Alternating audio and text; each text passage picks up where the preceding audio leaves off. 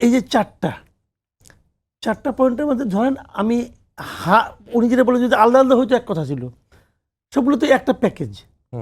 এখন আমি একটা উদাহরণ দেবো। ধরেন একটা টেবিলের মধ্যে 1 গ্লাস দুধ আছে, কয়েকটা ফল আছে, খেজুর আছে, একটু জমজমের পানিও আছে, আর 1 বোতল মদ আছে, সবগুলো মিলে প্যাকেজ।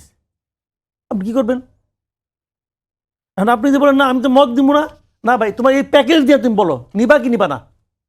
এখন যদি আপনি মদ না করেন তাহলে দুধ পাবেন না, ফল পাচ্ছেন না, জমজমের পানি পাচ্ছেন না। হ্যাঁ, আর যদি আপনি দুধকে দুধ মনে করে বলেন তাহলে আপনি মদ দিতে হবো না। ওটা ওই যে 1 মণ দুধের মধ্যে 1 ফোঁটা চোনা, তাহলে এটা হয় না, এভাবে হয় না। তো এগুলো কি আর মাথায় আসে নাই? মাথায় আসছে। তাহলে আমি বলি আমি একটা খারাপ কথা বলি, এটা বললে তো বলবেন যে মাসুদ ইকবাল থেকে আওলা বাজানো তাহলে না। এরা এমন একটা কাজ করতেছে যে কাজটার কারণে যদি আগামীতে কোনো গণতান্ত্রিক সরকার আসে তার পক্ষে দেশ চালানো কঠিন হয়ে যাবে, এবং ইলেকশনটা যেন অনিশ্চিত হয়ে যায়। এগুলো মূল লক্ষ্য।